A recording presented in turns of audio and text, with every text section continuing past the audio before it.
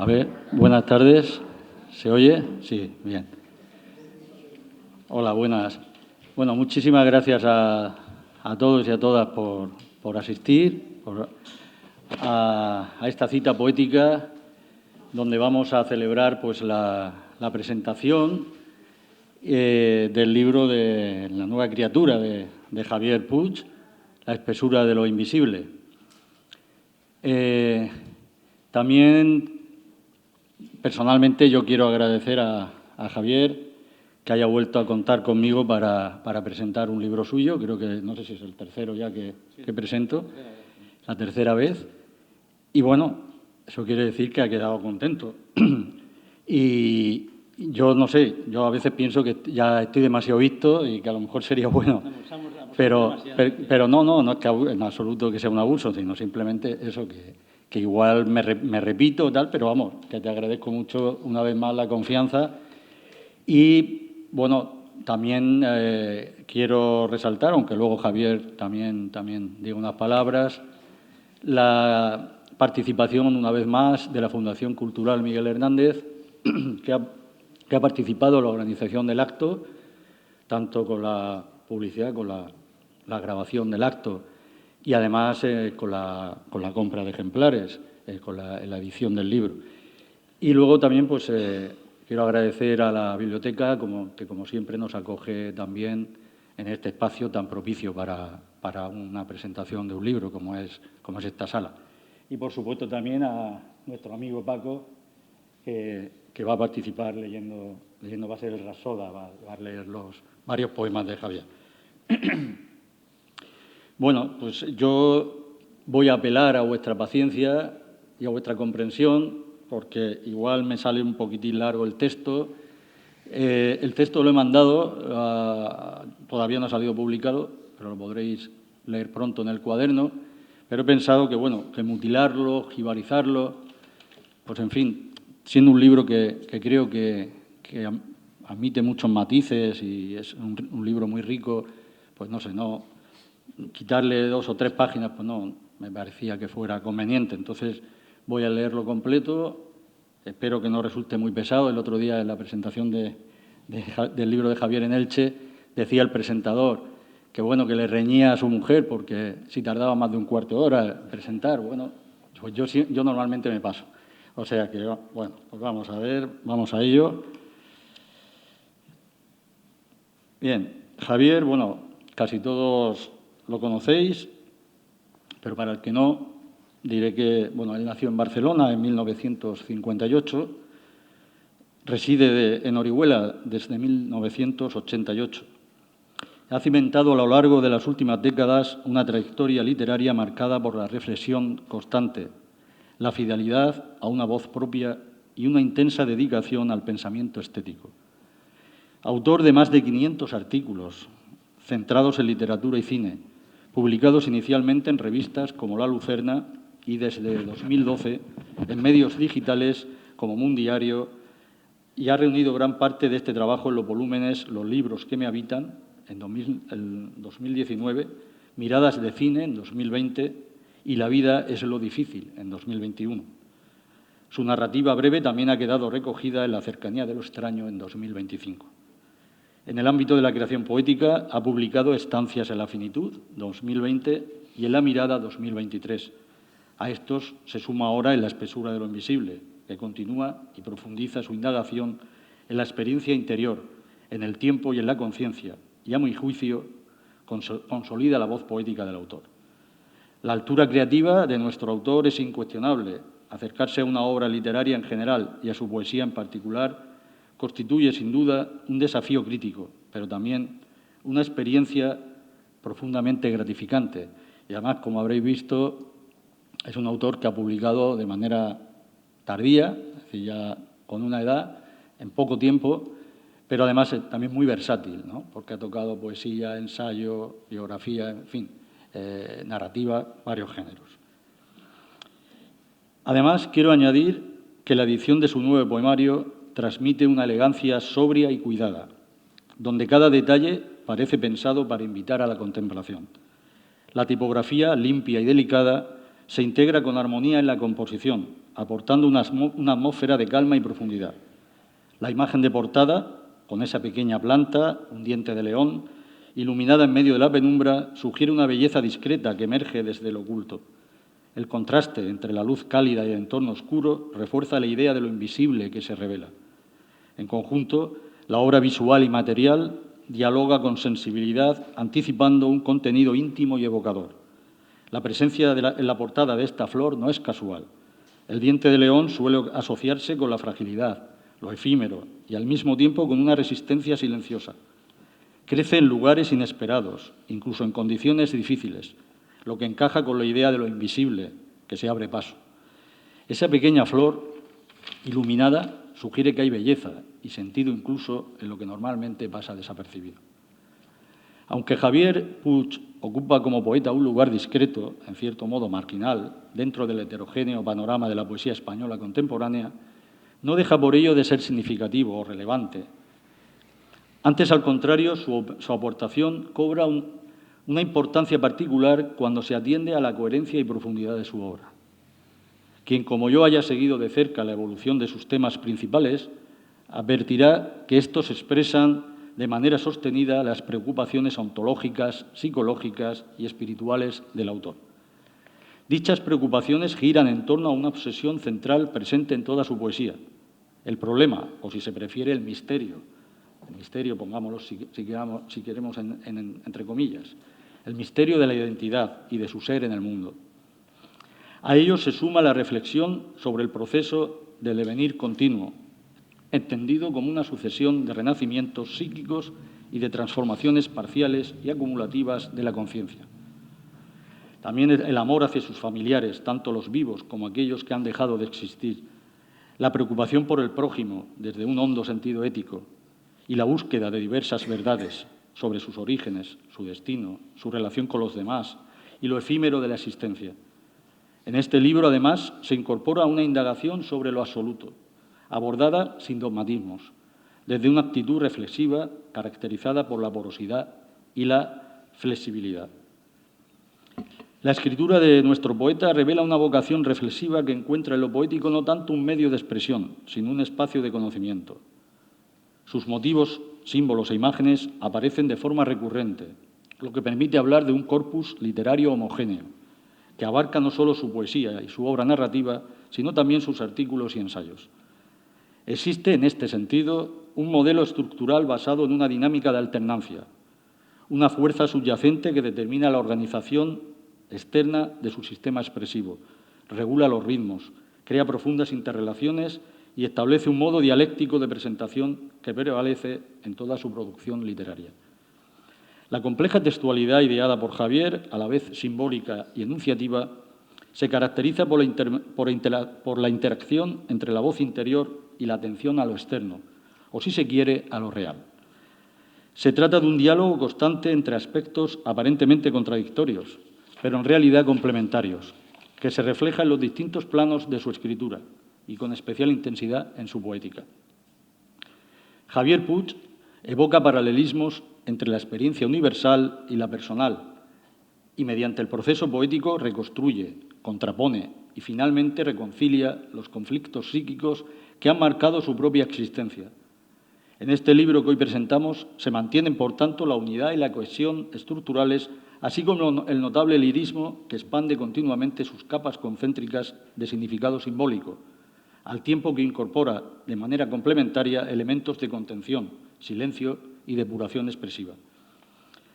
En estos poemas no abundan lo anecdótico ni los accidentes biográficos, con la excepción de algunos acontecimientos relevantes de la primera infancia y adolescencia, así como de algún episodio puntual del presente. Los datos biográficos funcionan como un marco que sitúa la escritura en el tiempo y el espacio.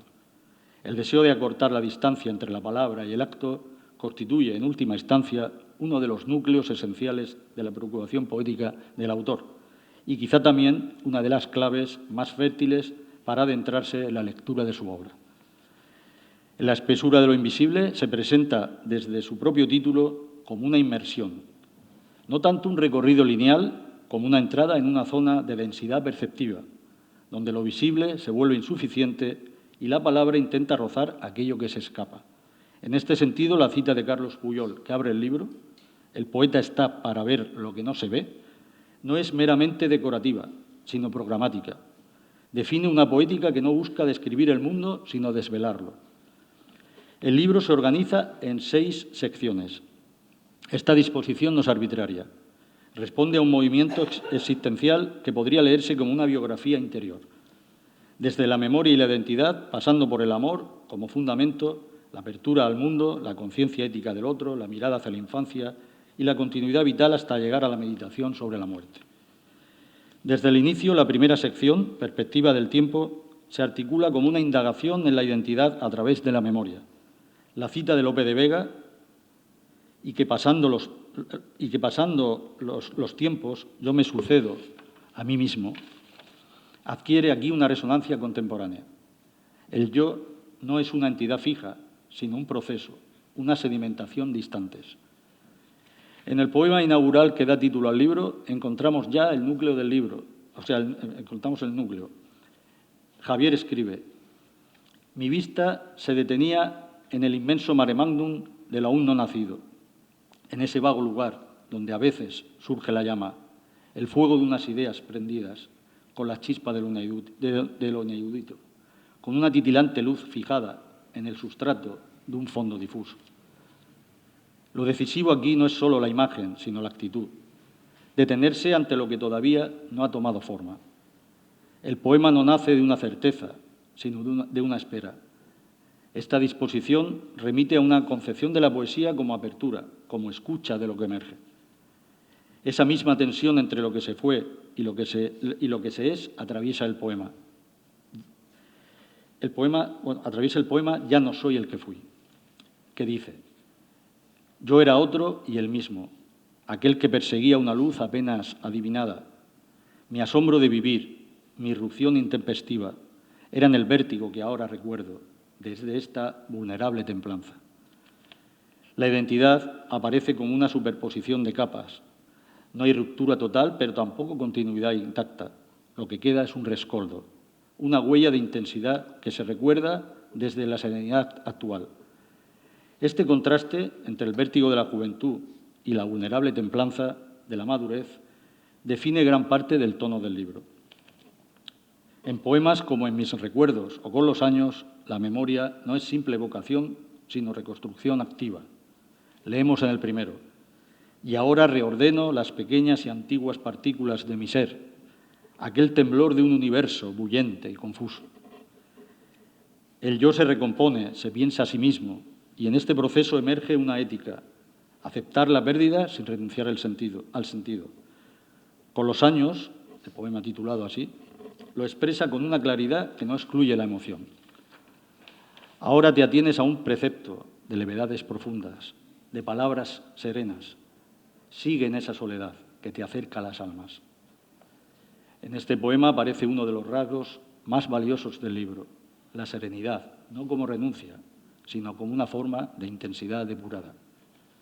La serenidad que recorre esta sección no es complaciente, sino fruto de un trabajo interior que evoca a Montaigne, cuya influencia aparece explícitamente más adelante. La escritura como ejercicio de autoconocimiento. También evocamos al filósofo Bergson, para quien la memoria no es un archivo estático, sino una duración viva que se actualiza en cada presente. El poeta parece compartir esa intuición.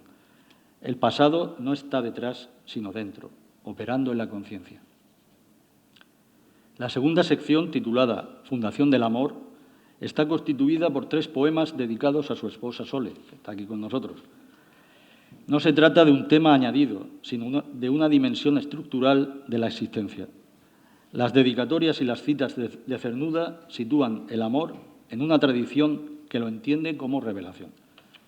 En el poema Aquellos días, el recuerdo de los inicios amorosos se expresa con una mezcla de emoción y claridad. Nos unían las palabras diáfanas, la respiración de un aire fraternal. Nos buscábamos en el hambre de nuestros corazones. En cada uno de aquellos bares fuiste la visión que deseaba, la luminosa presencia, el cálido augurio de mi bien. El amor aparece aquí como encuentro, pero también como reconocimiento mutuo. No hay idealización excesiva, sino cercanía, cotidianidad, verdad. En Más allá de las brumas, el segundo poema de este apartado, el vínculo se profundiza. Me esperabas más allá de mis brumas, enteramente volcada en la pureza de tu voz. La amada no es solo compañía, sino guía, horizonte, posibilidad de transformación. La vida que hemos tenido y estamos teniendo, el sí muy fuerte que entonces no pronunciamos en vano, el impulso amoroso aún tan intacto, la firme confianza que nos une y nos protege frente a la oscuridad. Son los versos finales del poema y me llaman especialmente la atención porque reformulan en clave íntima y contemporánea la célebre afirmación bíblica del Cantar de los Cantares. El amor es fuerte, el amor es fuerte como la muerte. Mientras que en el texto bíblico el amor aparece con una fuerza absoluta, elemental e invencible, comparable a la muerte por su poder irresistible, en nuestro destino, el poema que comentamos, esa potencia resulta menos solemne, pero más existencial. El amor como vínculo que preserva, sostiene y protege frente a la oscuridad. La oscuridad funciona aquí como símbolo de la amenaza, el miedo, el desgaste del tiempo, el vacío vital e incluso la muerte. Además, hay un matiz importante. El verso bíblico subraya la intensidad del amor, mientras que estos versos de Javier destacan su permanencia, aún tan intacto, y su dimensión ética, la firme confianza. El amor no solo arde, también resiste y ampara. Así la comparación revela un desplazamiento desde la concepción del amor como fuerza pasional y fatal hacia una visión más humana y madura, donde el amor vence no por imponerse, sino por mantener viva la confianza compartida frente a la fragilidad de la existencia. La tercera sección, titulada En el mundo, amplía el campo hacia la realidad y el lenguaje. Aquí la reflexión se vuelve más explícita, pero sin perder la intensidad poética. En Yo sé que aún estoy ciego, el autor reconoce el límite del conocimiento. Fuera de la red que he tejido está casi todo. Lo ajeno, ese territorio nunca del todo explorado, es el reflejo de una sombra minuciosa. Esta conciencia de la ignorancia no es paralizante, sino liberadora. Permite una apertura a lo desconocido. Especialmente relevante es la reflexión sobre el lenguaje en el poema titulado Las palabras. Busco las palabras honestas, aquellas que habrán de ser un resquicio de luz, el alivio de tanta incerteza. Si bien en otro poema de esta sección, El lado oscuro de las palabras, esta conciencia se vuelve más crítica. Hay palabras que nos anteceden, que se pronuncian a sí mismas, como fieras saltando desde el oscuro, rugiendo la sed de nuestras entrañas, el horror latente que nos habita. En este punto recordamos a Heidegger. Para el filósofo alemán, el lenguaje es la casa del ser, pero también puede convertirse en un lugar de ocultamiento si se vacía de sentido. Javier es consciente de esta ambivalencia. Busca una palabra que no oculte, que no falsee. Se sitúa en aquella tradición que reivindica la autenticidad de la poesía y rechaza su identificación con la mentira, la ficción o el mero fingimiento, estableciendo así un diálogo con autores como Antonio Machado y José Ángel Valente, entre otros, cuyas poéticas, aunque muy distintas en sus presupuestos y en su concepción del lenguaje, confluyen en la defensa de una palabra entendida como forma de verdad interior, en la línea de Mallarmé, para quien la tarea del poeta es dar un sentido más puro a las palabras de la tribu. La cuarta sección, titulada El dolor de los otros, introduce una dimensión ética explícita, no reducida a un moralismo fácil, que resulta plenamente compatible con el impulso subjetivo y la tensión órfica. La cita de Olga Orozco, lloré en las lágrimas de todos, en los ojos ajenos puse el alma, marca el tono, una apertura al sufrimiento ajeno. La voz se dirige al otro, lo interpela, lo acompaña. En el poema Apenas sabes vivir se plantea una crítica a la existencia inconsciente. Reincides en el estruendoso silencio que no te denuncia.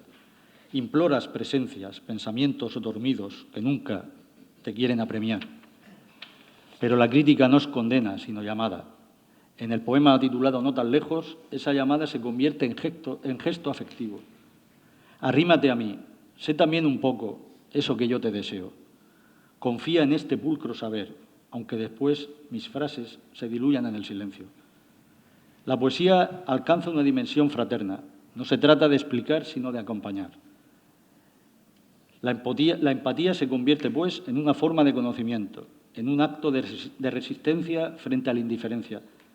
El dolor del prójimo no se explica, se comparte. Esta actitud recuerda, en cierto modo, a Simone Weil, para quien la atención al otro es la forma más pura de generosidad. También entronca con una larga tradición filosófica en la que el ser no se concibe como algo aislado, sino relacional. Podríamos recordar aquí a Martin Buber y su distinción entre el yo-tú y el yo-ello.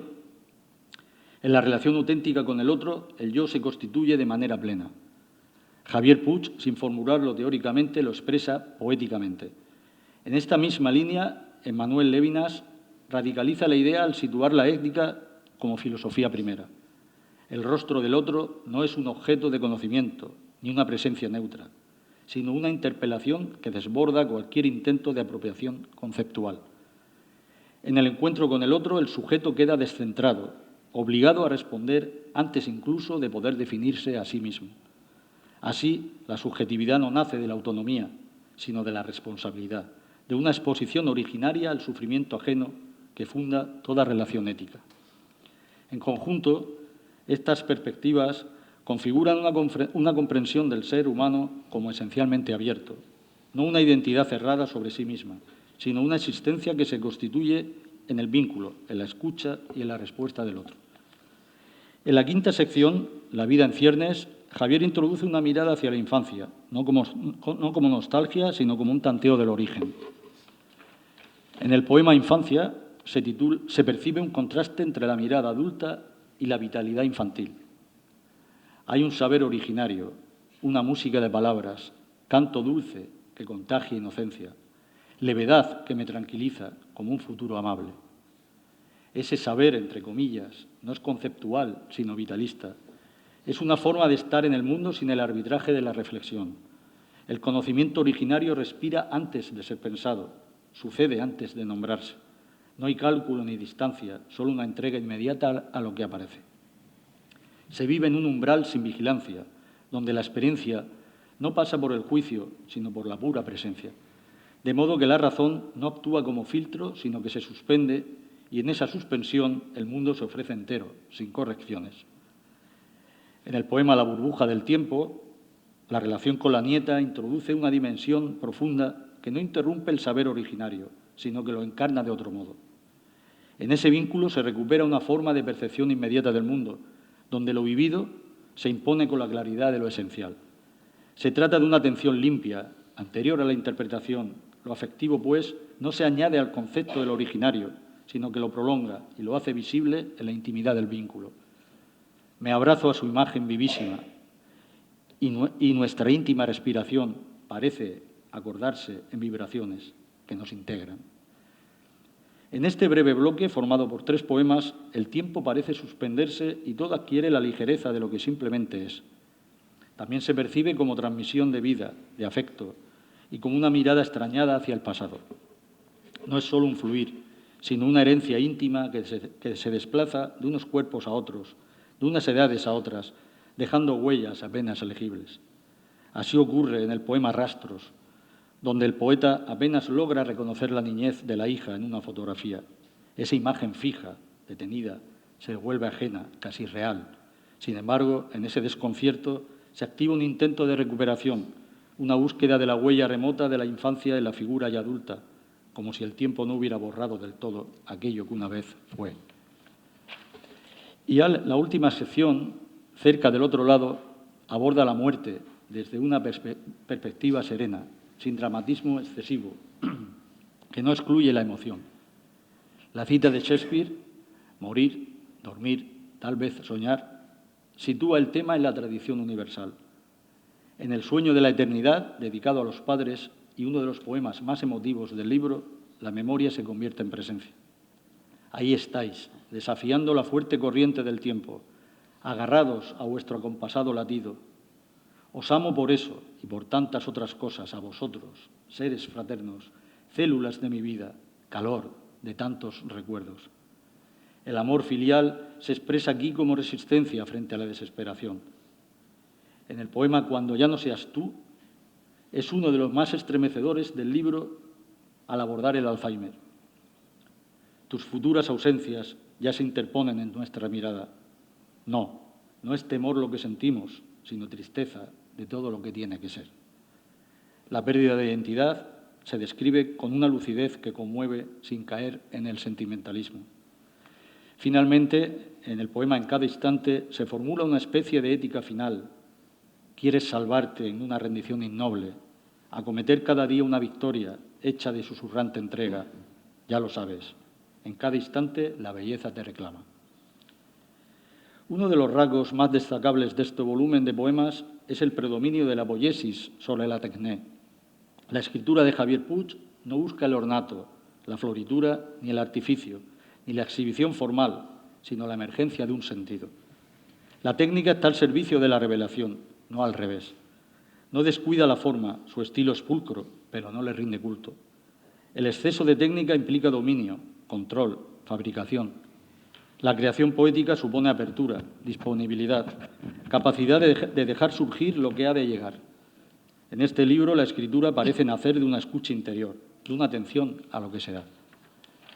No hay, pues, exhibición técnica, aunque la técnica esté presente. Hay más bien una depuración que recuerda a lo que María Zambrano llamaba razón poética, un modo de conocimiento que no separa pensamiento y emoción. La intensidad del libro procede de la fidelidad a una experiencia. Nuestro poeta se sitúa en una tradición de poesía meditativa donde la palabra busca ser verdad y no ornamento. Estamos ante un libro que crece hacia adentro. Su fuerza no está en la espectacularidad, sino en la presencia de una mirada que quiere comprender. Conviene subrayar una vez más lo acertado del título. Es ahí, en esa espesura, donde comienza verdaderamente la experiencia. Una dimensión que conecta con la tradición mística. En San Juan de la Cruz, lo divino se describe como una noche oscura, un ámbito donde la luz no ilumina de manera directa, sino que ciega, desorienta, despoja. En el cántico espiritual, el alma se adentra en un espacio de búsqueda donde lo amado no se presenta de forma inmediata, sino que se intuye, se persigue en ausencia. Es por todo ello que este libro no se apura en una lectura rápida, exige tiempo, atención y una cierta actitud interior, pero a cambio ofrece una experiencia poco frecuente, la de una poesía que no busca impresionar, sino comprender, que no se impone, sino que acompaña. No pretende dominar lo invisible, sino acercarse a él, rozarlo, dejar que algo de su vibración se transfiera al poema, que no ilumina de manera frontal, sino que trabaja con la penumbra, con ese claroscuro donde lo real se insinúa sin agotarse. En la espesura de lo invisible es, en definitiva, un libro que no solo piensa la vida, sino que la siente en toda su complejidad. El tiempo que transforma, el amor que funda, el lenguaje que busca, el dolor que interpela, la infancia que perdura y la muerte que acecha. En esa espesura, que es también la del propio vivir, Javier Puig logra algo esencial: no despejar del todo el misterio, sino acompañarlo con palabras que lo hacen más cercano, más habitable y más verdadero. Muchas gracias.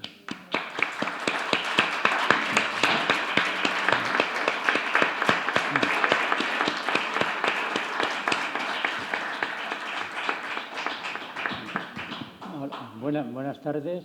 ¿Se me oye bien? ¿Se oye bien o falta un poco de...? Pues buenas tardes a todas y a todos. Os agradezco ese esfuerzo por venir, especialmente a aquellos que me habéis dicho que os tenéis que ir pronto. Si nos extendemos un poquito de más, bueno, pues si os tenéis que ir un poquito antes os podréis ir en paz. Y bueno, yo os habré agradecido este esfuerzo. De todas maneras, como están grabando el acto y yo pienso colgarlo en YouTube, si no llegáis a la última parte podréis verla.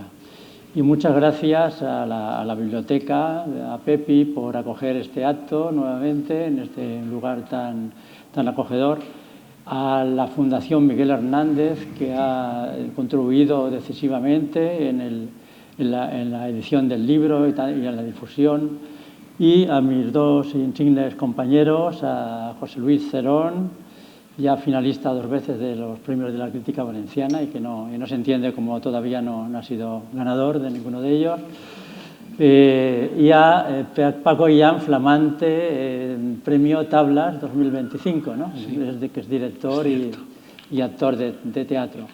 Y gracias a José Luis por este texto tan magnífico, tan exhaustivo, tan preciso, como no podía ser de otra manera. Desde luego lo he llamado por tercera vez y lo tendré que llamar alguna vez más, lo siento, porque los análisis que hace son perfectos, ha radiografiado perfectamente el libro. Y bueno, ahora en esta segunda parte Paco Illán va a leer algunos de los poemas, 9 poemas de los 47 de que consta el libro. El libro, como ha dicho José Luis, está dividido en 6 secciones y antes de cada sección voy a hacer un pequeño preámbulo, una pequeña introducción, ¿no? La primera parte se titula Perspectiva del tiempo y en ella hay una mayoría de poemas evocadores, aunque también hay un par de ellos que hablo del futuro, porque hago una mirada tanto para atrás como para adelante. El futuro, además, supone incertidumbre y incertidumbre es una de las temáticas transversales del libro, no tanto solamente en el futuro, sino yo creo que en el propio presente, ¿no? Porque hay muchas significaciones que se nos escapan. Esos poemas evocadores se refieren especialmente a la época de la iniciática, de la adolescencia, de la primera juventud, de esa época de los grandes descubrimientos, las grandes emociones, los grandes tanteos, los grandes extravíos también. Y no son poemas nostálgicos, ¿no? Porque yo no suelo ser nostálgico. Yo sigo pensando que cualquier tiempo futuro será mejor hasta cierto punto, aunque ya no podré decirlo, ¿no?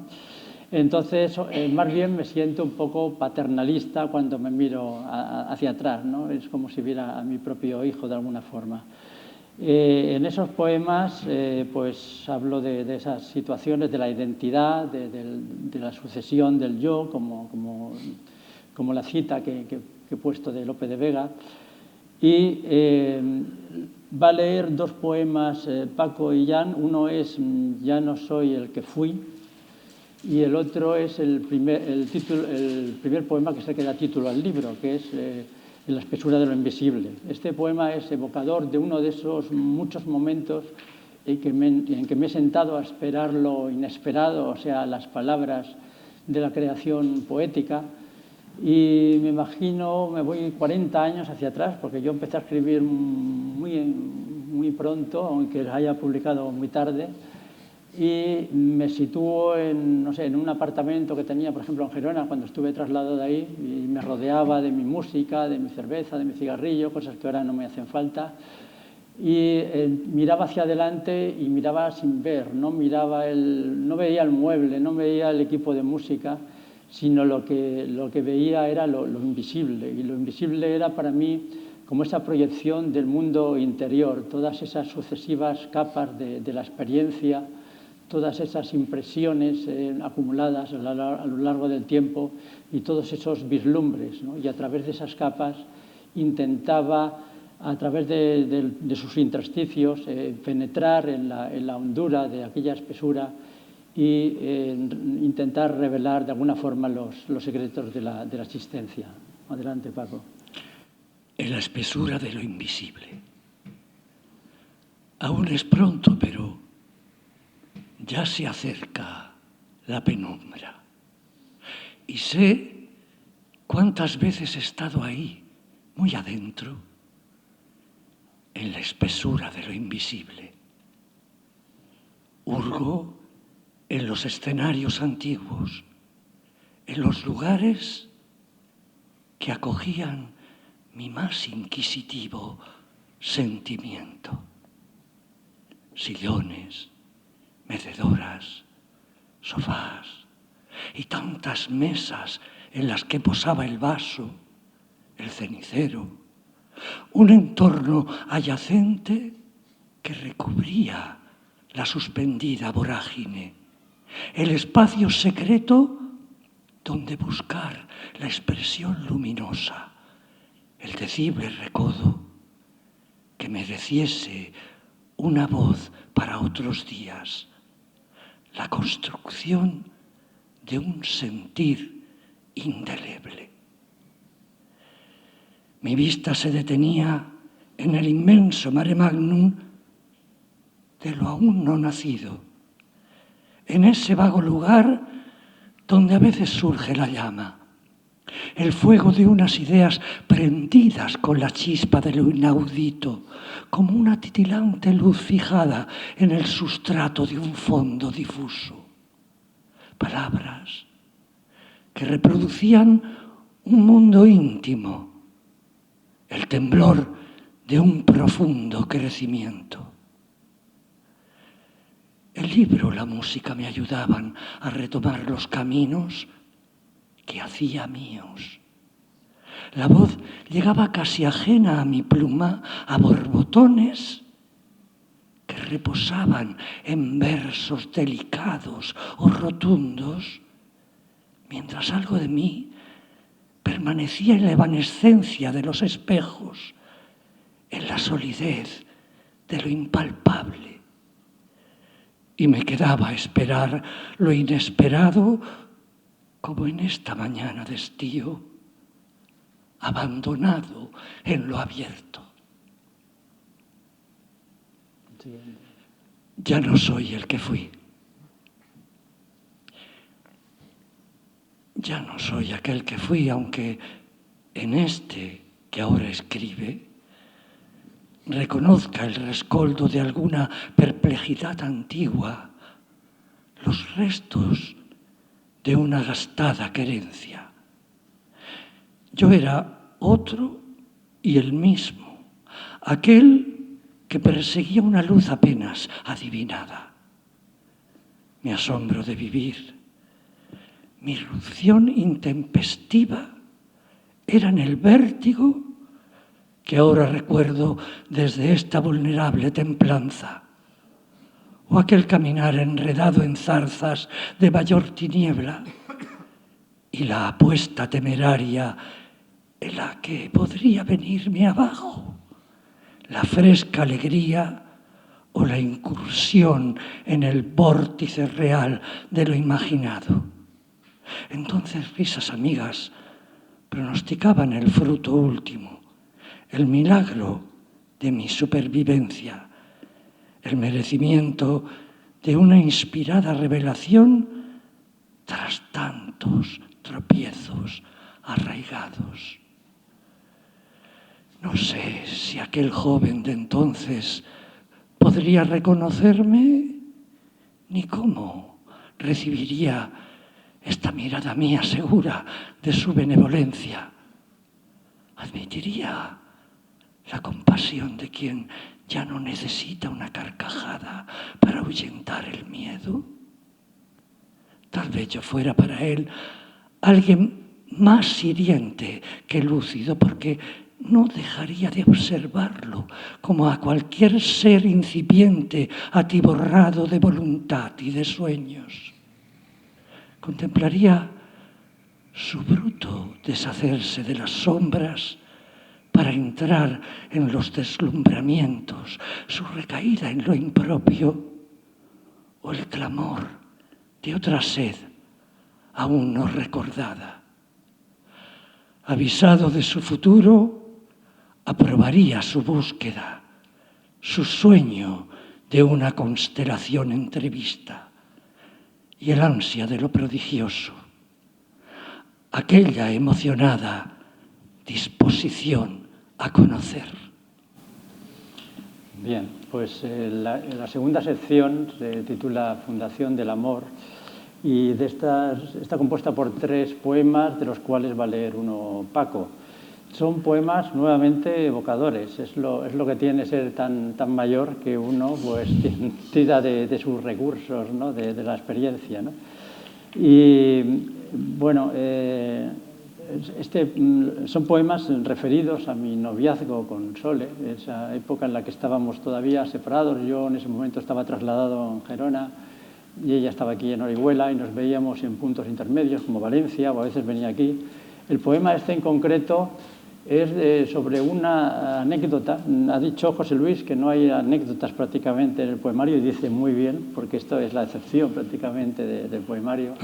y es referida a una tarde en la que estábamos en el pub Ellis, donde además nos habíamos conocido unos meses antes, y yo estaba hablando de no sé qué tema de crítica social o moral, y en aquellos tiempos yo hablaba de una forma, cuando hablaba de eso me ponía un tanto agresivo o airado, ¿no? Y yo creo que en ese momento Solé se asustó, ¿no? Y pensó, bueno, ¿con qué energúmeno me voy a juntar? La cosa se quedó en anécdota, por supuesto.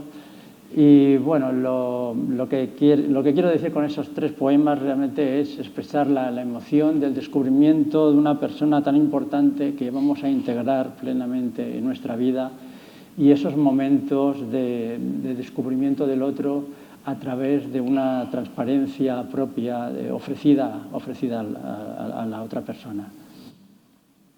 El poema se titula Más allá de las brumas y tiene una dedicatoria a Sole. Me envuelvo en la serenidad que me otorgas hoy, en la luz que nos acerca y nos redime en el refugio de las amadas certezas. En el principio fuiste el resplandor habitando tus dudas hermosas, tus creencias innominadas. Nuestro calor era la tregua de aquello infinito que precisaba tu confianza. En el fondo de mi transparencia descubriste la sombra de un mundo hiriente, el que me urgía palabras airadas, el furioso recorrido de una clara indignación. Yo quería decir toda mi verdad, mi severa respuesta, pronunciar el desgarro de mi voz, describir la precisa sustancia de lo deplorable, aquello que otros consentían y que tampoco apruebo hoy, aunque ya no me conturbe más allá de una conciencia concreta. Pero aquellas diatribas apenas ocupaban un lugar ínfimo frente a la fuerza que nos elevaba. Y tú estabas allí, esperando que mi ruido pasase para siempre. Me esperabas más allá de mis brumas, enteramente volcada en la pureza de tu voz. Aún hoy, en el cobijo, me siento llamado a crecer y no peligro si me diluyo en tu proximidad, si me esfuerzo en que no te pesen mis carencias. Aún hoy te descubro amorosa y sincera, estremecida y vigilante, como ayer.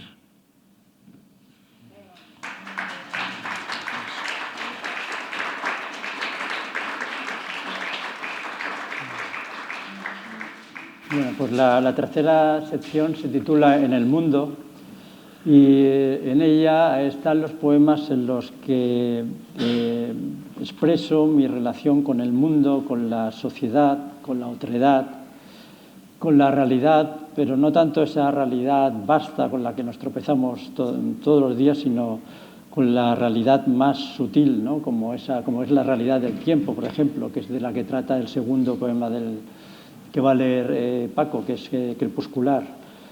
Y luego también hablo de esa forma de comunicación con el mundo, que son las palabras que sirven para comunicarse con los demás, pero también la palabra creativa. Hablo de... Bueno, José Luis ha dicho una cosa que está muy bien, entre otras tantas, que es que yo busco un espacio de conocimiento con mi poesía, ¿no? De alguna forma, con mi palabra, intento ampliar el mundo, como decía Wittgenstein, ¿no? Que decía que los límites de mi lenguaje son los límites del mundo, ¿no?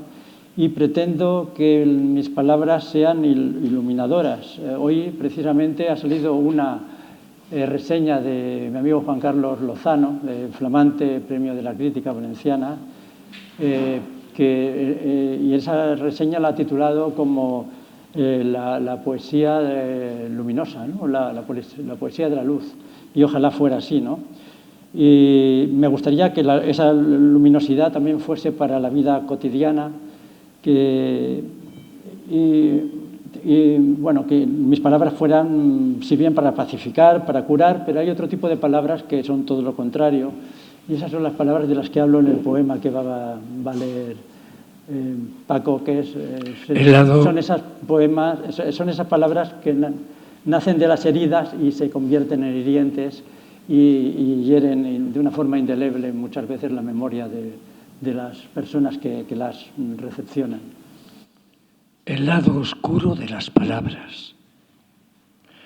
Hay palabras que nos anteceden, que se pronuncian a sí mismas como fieras saltando desde el oscuro, rugiendo la sed de nuestras entrañas, el horror latente que nos habita.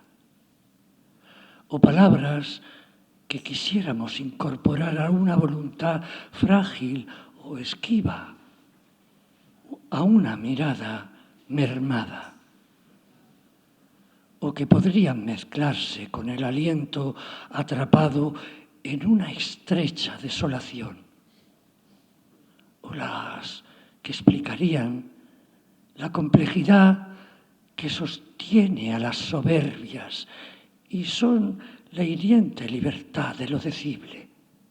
Palabras que se dicen con nuestra voz y quedan como sentencias inapelables, como miradas inamovibles que arrinconan el aire indefenso de nuestras intenciones, a veces lluvia que acuchilla penetrando en el corazón de un ser tan airado como crédulo.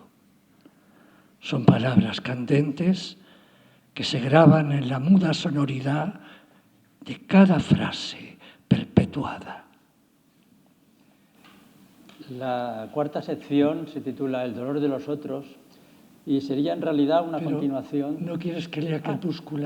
Perdón. Sí, por supuesto. Es que es un poema precioso y que me encanta. Sí, también. Sí. ¿Verdad? Que ha dicho que iba a leer los dos. Léelo, por favor. Sí. Perdona. Perdón. Crepuscular se titula este.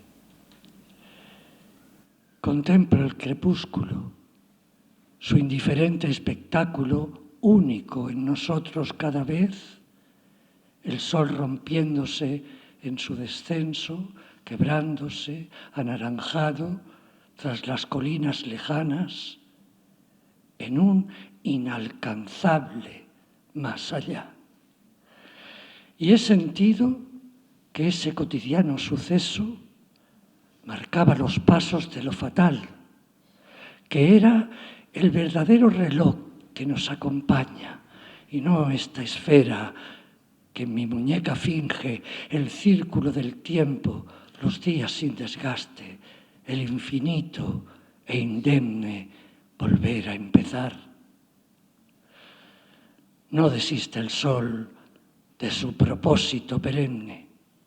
Cada día culmina su suave advertencia. Ya va quedando menos tiempo de la vida de cada cual y urge escapar del desperdicio que cabe en cada instante. Miro el desordenado cúmulo de mis años y me agarro a los anclajes de mi diaria reaparición, a una historia particular que a veces me eleva y otras no me arranca. Este día lo he ganado o lo he perdido. Lo he gastado sin apenas conciencia de su incesante posibilidad. ¿Lo he maltratado o me he detenido a contemplarlo para luego empezar a seguirlo, seguro de su ofrecimiento providencial? ¿He estado verdaderamente en mí, más adentro de mis inercias, salvado de mis resortes? ¿Ha sido mi día algo más que una pálida resolución? Sí, hoy puedo decir que he estado despierto, que me he deshecho de la insistencia de lo estéril. Abrazado a la verdad de mi desnudez, he desistido de mi vana seguridad. Sí, hoy la llevaba dentro, esa luz que refresca el sentir, que concibe lo nuestro, esa fuerza suave que dispersa lo oscuro y sublima cada acontecer. Es que es precioso.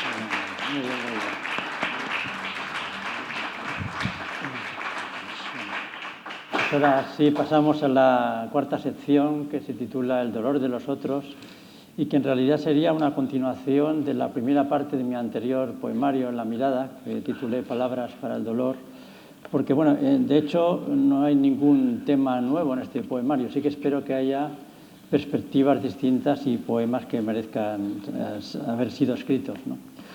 En esta ocasión, pues como en aquella otra me dirigía a personajes, ya fueran estos reales o de la ficción.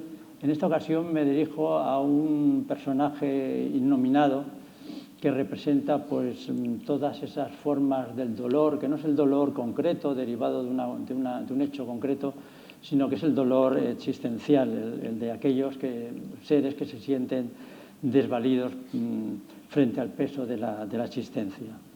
Y va a leer un poema que se llama No tan lejos, Paco. No tan lejos.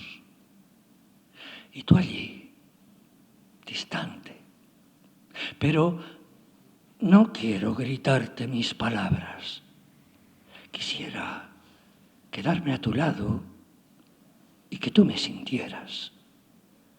Compartir tu camino de miedos, arrastrar juntos el lastre de lo incierto, rotundos en el mundo, intensos y pequeños, seguros de nuestra incidencia, recogidos en nuestro consuelo.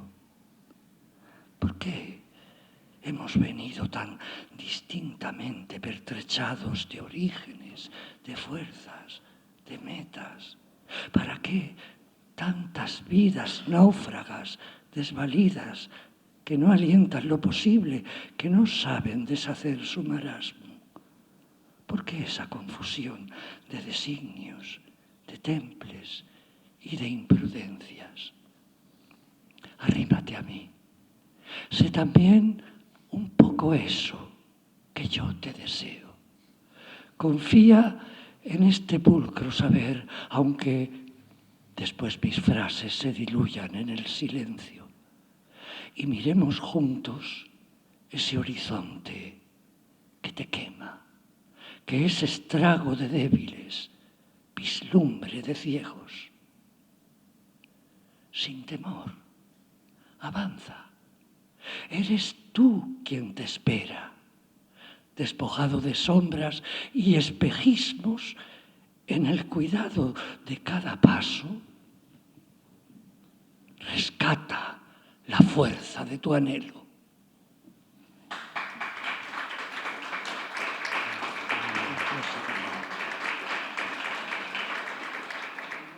Ya vamos por la penúltima sección, titulada Infancia. Como dice el título, pues aquí pongo la mirada en la infancia, no en la mía, sino en la de mis maravillosas nietas, que me sirven como modelo. En realidad, estos poemas no se han dedicado a ninguna de ellas en particular, sino que, bueno, como todos los poemas del libro, quiero que sean también de alguna forma universales, ¿no? Que trasciendan, incluso cuando hablo de mí, quiero que haya una conexión, una sintonía con la ilustración. Hay dos poemas que están dedicados a ellas y hay otro que está dedicado a mi hija, pero a partir de la visión de una foto suya de cuando era muy pequeña, en esa sucesión de joyas de las que hablaba antes también. Y el poema que va a leer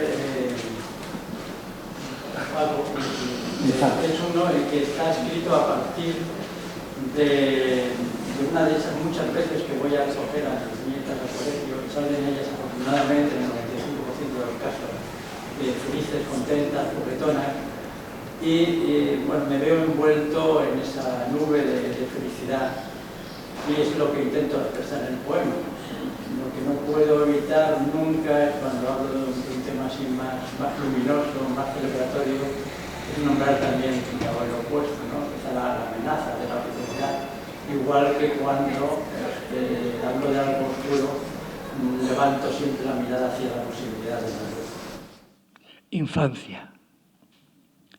En esta tarde, junto a una alegría de pájaros, la infancia alborozada. La vida se impone en lo alto, pero bajo los turbios reflejos de mi vieja y parca visión hay un júbilo de voces y de risas, una señal exultante que no precisa de la esperanza.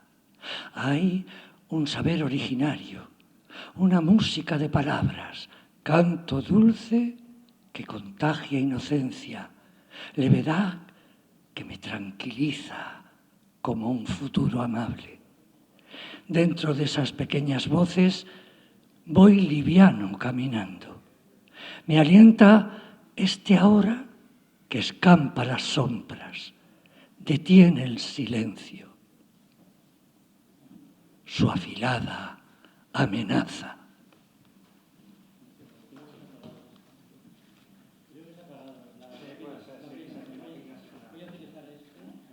Voy a utilizar este, sí, porque Muy bien, sí. se ha agotado la pila, por eso, vale, ya no era yo, era el aparato.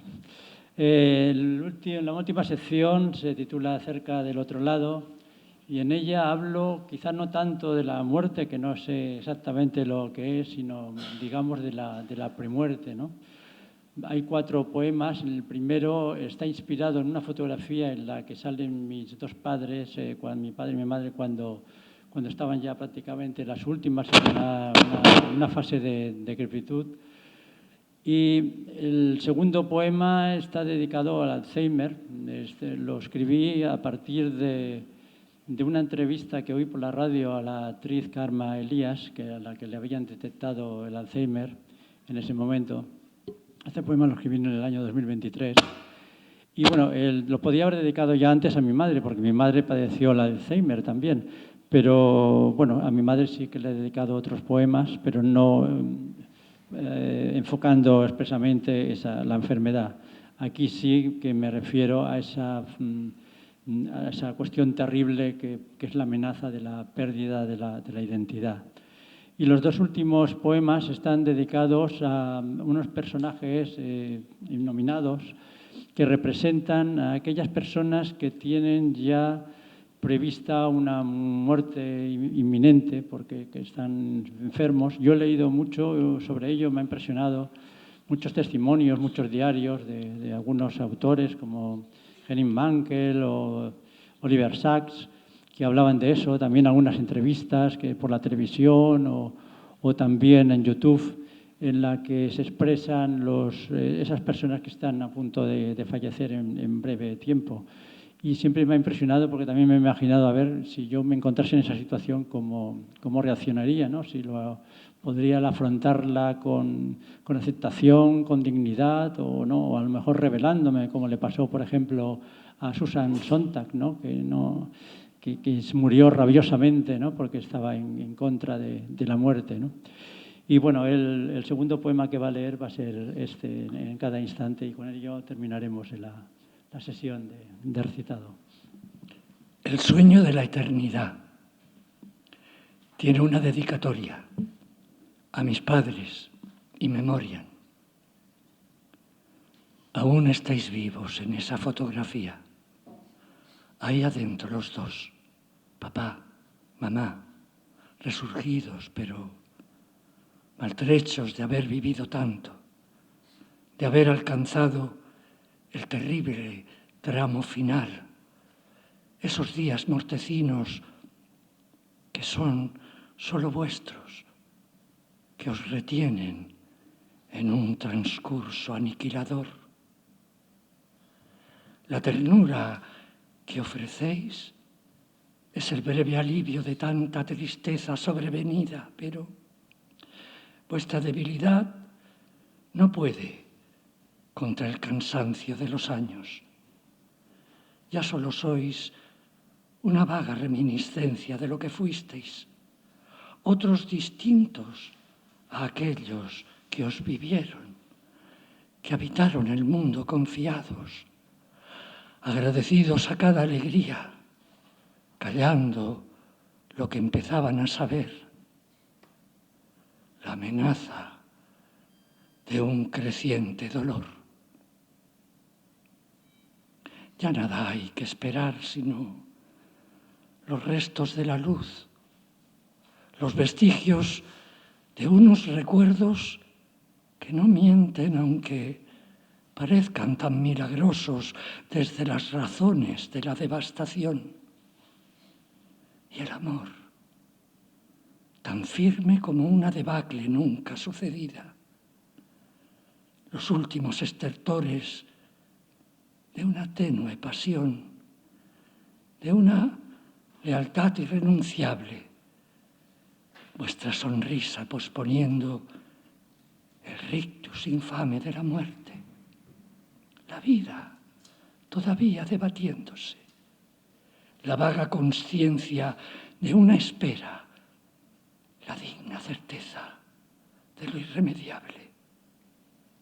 Ahí habréis de empezar a recordar cada sucesivo presente, el rastro de una clamorosa porfía contra el imperio de la adversidad. Ahí estáis, desafiando la fuerte corriente del tiempo, agarrados a vuestro acompasado latido. Os amo por eso y por tantas otras cosas, a vosotros, seres fraternos, células de mi vida, calor de tantos recuerdos. Os hallo en esa imagen que os revive y también en mis espejos. Pienso en vosotros y es como si estuviésemos juntos iniciando el sueño de la eternidad.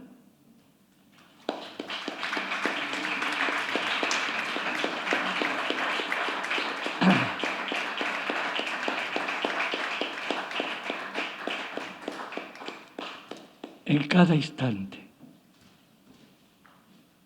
miras a la muerte, pero no la puedes ver.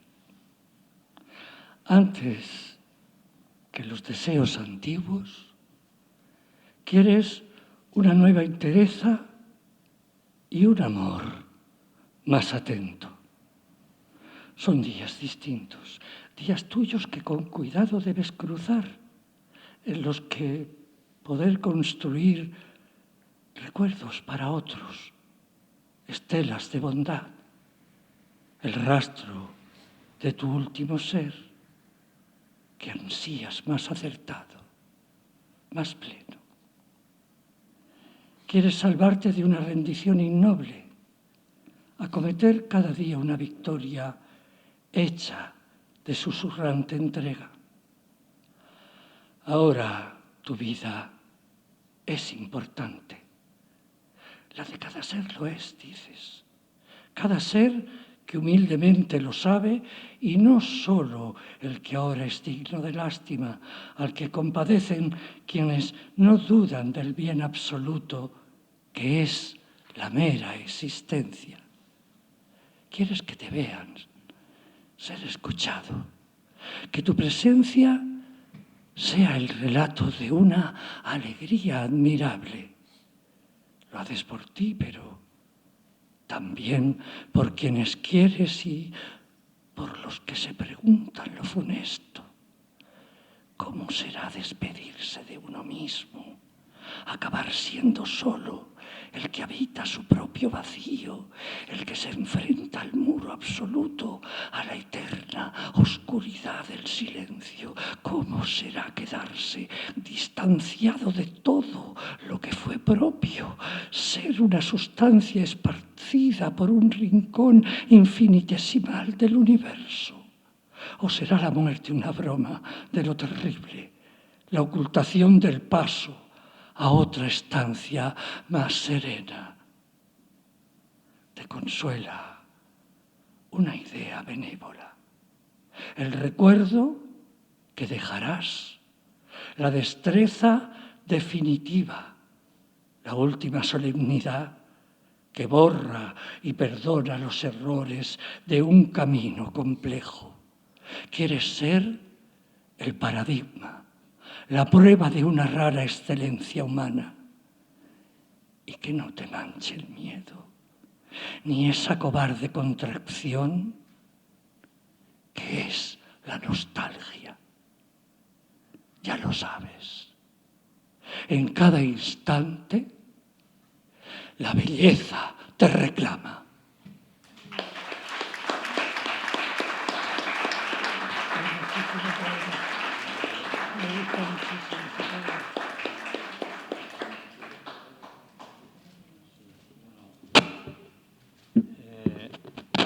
Yo creo que, en fin, está muy bien. Felicidades, Paco, Javier. Y, bueno, si hay... Sí. Bueno, muchas gracias. Pero, bueno, yo creo que lo mío ha sido un poco... Hoy, después de escuchar a Paco y que han comentado, es secundario. Bueno, si hay alguna pregunta, deseo intervenir, de alguno de vosotros, vosotras, que sea, eso sí, algo conciso, rápido, porque yo creo que ahora, bueno, viene también la firma de ejemplares y se puede hacer un poco tarde. Entonces, pues eso, que sea algo breve y...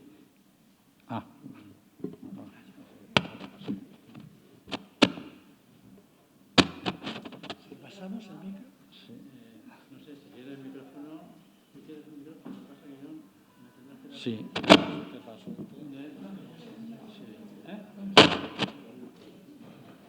¿Te lo llevo? A ver. Sí, enchúfalo que no te he enchufado.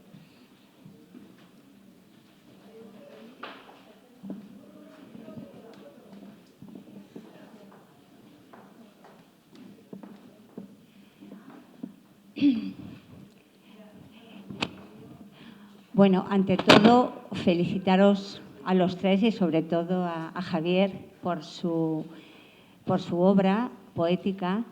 Y bueno, brevemente, con capacidad de síntesis, he puesto mucho interés porque yo he seguido tus libros, entonces veo que hay un cambio y para mí todo cambio es una evolución, hasta incluso la palabra involución yo la considero como evolución, porque uno aprende del error. Yo pienso que has hecho una poesía basada en tu condición de persona con un contenido filosófico, existencial, de la vida, del amor, de la muerte, y sobre todo pues utilizando un lenguaje muy profundo y muy de verdad, hasta incluso entrelazado con palabras y situaciones de la cotidiana, de lo cotidiano.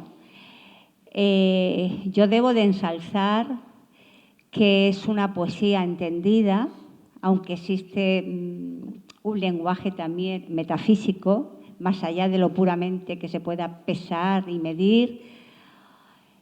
Y considero que tus preguntas existenciales se basan en tu propia inquietud por preguntarte siempre por qué estamos aquí, por darle sentido a la vida. Creo que la palabra lo invisible significa que tú te has conocido de otra forma. Es decir, ha sido como una expresión de todo tu interior.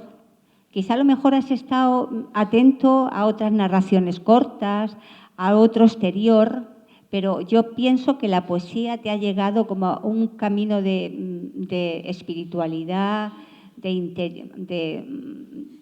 o sea, verificando siempre aspectos muy intimistas y sobre todo también has reflejado tus etapas, tu esposa, tu nieto, tu adolescencia.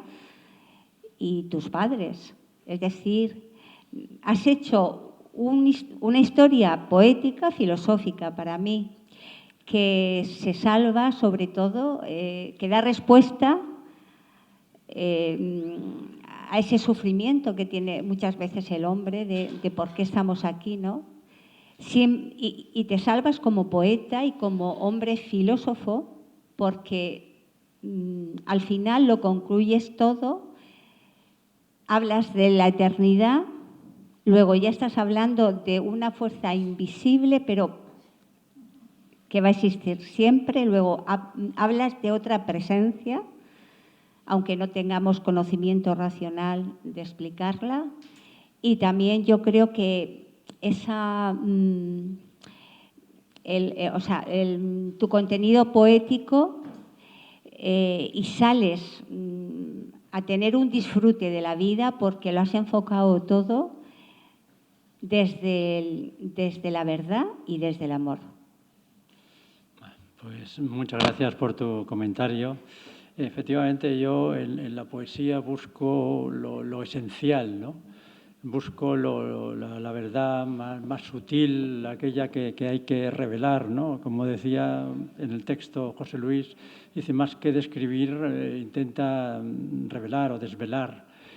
Y efectivamente eso es así. También busco la emoción, por otra parte. Es una mezcla, que también lo comentaba José Luis, del conocimiento y la emoción, ¿no? Una de las cosas que me hacen más feliz es cuando alguien, como ya ha ocurrido en algún caso con este poemario, me dice que se ha emocionado mucho con este libro, ¿no?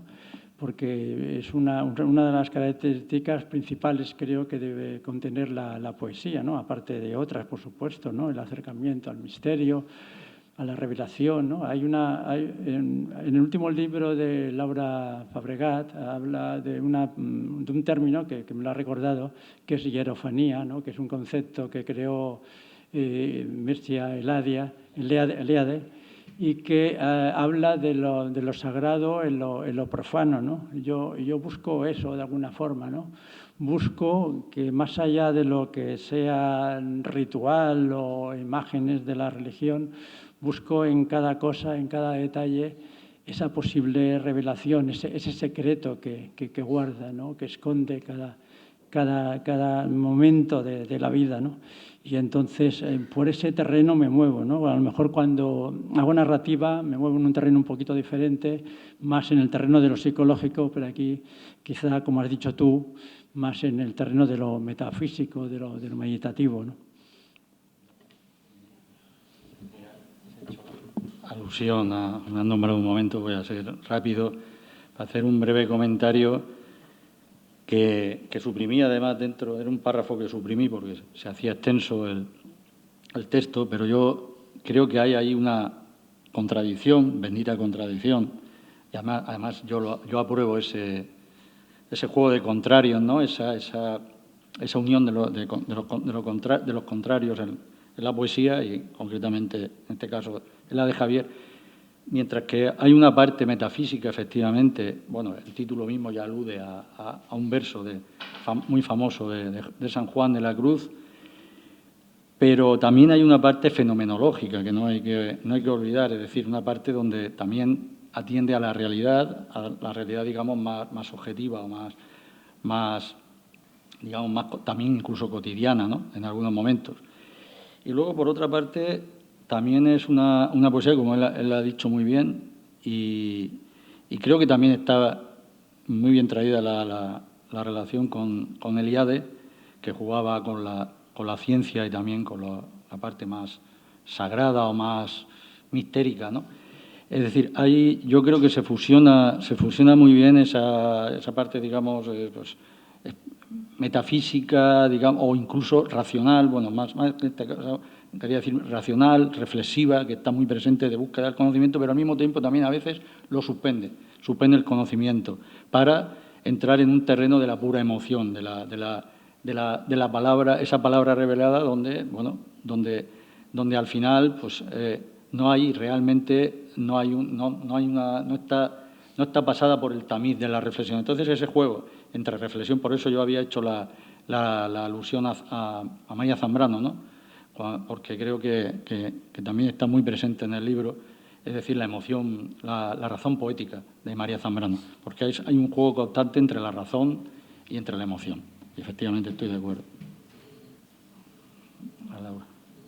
Por alusiones. Hola, Buenas tardes. Laura. Yo lo que quería decirte es que si Mircea Eliade te estuviera escuchando, diría que en cada poema hay una hierofanía, una trascendencia.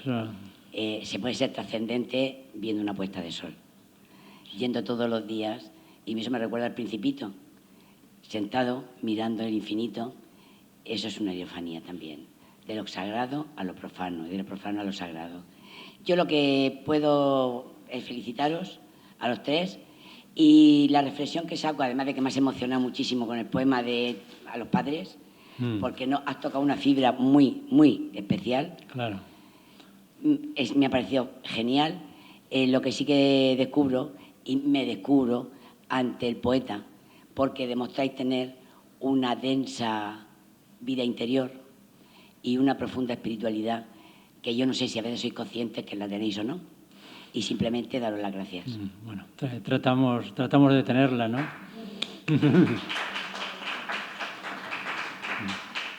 Yo creo que tenemos que rebelarnos, ¿no?, contra ese ser para la muerte que hablaba Hegel, o ser para la supervivencia, o ser para la banalidad, ¿no?